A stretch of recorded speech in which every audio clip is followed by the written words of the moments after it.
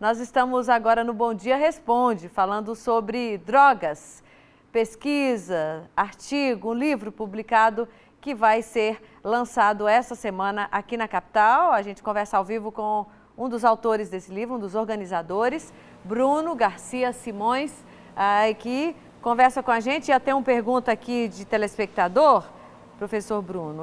A pessoa não quis se identificar, é de Araguaína, e quer saber o seguinte: para o uso do canabidiol para sequelas de AVC, que estudos o senhor tem conhecimento desse uso do canabidiol para sequelas de AVC? Existem estudos, né, que avaliam sequelas como dessa natureza, embora eles não são consistentes para mostrar melhora. Entretanto, né, o que acontece é que o canabidiol, principalmente se associado ao THC, coisa que não acontece no Brasil, tá? Ele tende a estabilizar determinadas sequelas como a epilepsia, né?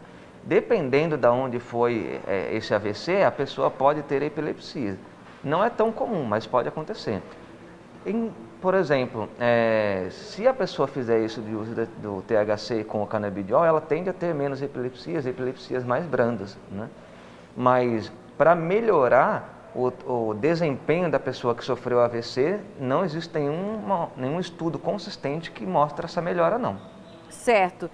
Senhor, como é que foi a reunião de artigos para esse livro? E aí quero até projetar mais uma vez para o telespectador entender do que eu estou falando. Uhum. Eu vou apresentar um pouquinho do sumário do livro, drogas, o que sabemos sobre, e como esse conteúdo foi construído, os aspectos históricos, jurídicos, também as proibições estabelecidas, os conceitos de farmacologia, o comportamento, o estudo do comportamento, o sistema nervoso, o abuso de substâncias e algumas substâncias específicas como a ayahuasca, falei direito?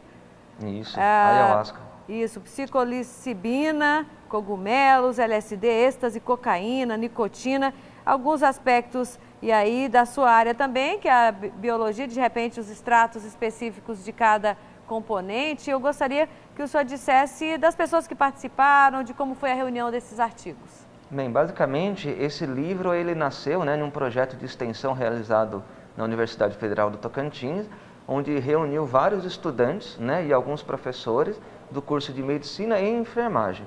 Então o objetivo inicial era estudar essas drogas, né, fazer um apanhado de informações que fossem relevantes para o público em geral. Inclusive o projeto chamava Esclarecendo Drogas Recreativas, né, que são drogas geralmente utilizadas para fins recreacionais, mas não sempre. E daí esse projeto rendeu, ele foi muito bom e surgiu a proposta de agregar outros autores e aprofundar isso mais para transformar isso num livro, né? Então, a partir desse esqueleto que foi o projeto de extensão, a gente começou a aprofundar a literatura, buscar fontes primárias, né? Fontes primárias, para quem não sabe, é o primeiro artigo que foi publicado mostrando aquele dado. Não é um disse-me-disse que alguém leu, que leu em tal lugar. A gente achou o estudo que foi feito para achar essa informação mesmo. Então, a bibliografia, né, as referências, artigos que compõem esse livro é muito extensa, exatamente por causa disso. A gente buscou onde que começaram todas essas ideias, onde que surgiram essas informações, para depois fazer uma releitura e entender como hoje a gente pode ver drogas numa perspectiva, né, mais fidedigna, mais real. Certo. Eu escrevi há anos atrás um livro em parceria com o Ricardo Ribeirinha, justamente sobre essa questão das drogas, do uso, da intenção até de ofertar conteúdos para que escolas e famílias possam discutir o tema. Como é que o senhor vê esses aspectos de ampliar o acesso à informação, mas também ampliar o diálogo nas famílias, para que entendam sobre o uso dos psicotrópicos, o impacto e aí a questão do uso indevido, obviamente, a dependência química. Como é que o senhor vê tudo isso? Tá, vamos lá. Em primeiro lugar, as evidências mostram que você omitir informação não é benéfico, né? Então, a pessoa deixar de saber o que vai acontecer se ela utilizar uma substância, de forma geral, né, não impede ela de utilizar essa substância. Só faz com que ela faça um mau uso da substância. Então, por muito tempo houve essa política, né, de vamos omitir a informação para não suscitar curiosidade. Isso mostra que não funciona bem, né? Tanto é que pode ver, no caso de uma droga ilícita, né, que é o cigarro, você saber o que acontece ou não com o cigarro não impede a pessoa de ir lá e experimentar o cigarro, né? Ela vai experimentar assim mesmo e acaba descobrindo, às vezes, da pior forma possível. Então, como eu vejo isso? Eu, pessoalmente, entendo que isso tem de ser debatido nas escolas. Tem de tirar essa concepção familiar de que falar sobre drogas é uma coisa proibida, né? Pelo contrário, você tem que discutir, tem que mostrar que tem coisas que podem ser agradáveis no uso de drogas. Sim, né? Se droga fosse ruim, ninguém usava. Mas é ruim em que sentido? Né? Obviamente, muitas drogas podem causar dependência, isso é péssimo para a saúde da pessoa, ou coisas até piores. Então, você saber quais as consequências ruins da utilização de qualquer substância, não só as lícitas também, desde medicamento na farmácia, é importante para você fazer um bom uso, né? Então, eu vejo dessa forma, Joselma. Essa discussão é importante. E entender também como que acontece esse processo de dependência, né?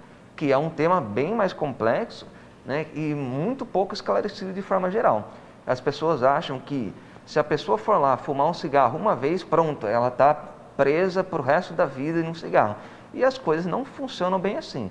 Existem muitas variáveis, desde genéticas, sociais, da substância que está sendo usada, que vão estabelecer uma relação de proximidade ou até dependência entre o usuário e a droga. Até a forma de acompanhamento também, o tratamento, de repente, as alternativas para deixar a dependência também são um conteúdo importante e que deve estar acessível a todos. Perfeito. Inclusive, muitos dos usuários, né, a maioria deles começam o uso de substâncias na idade da adolescência.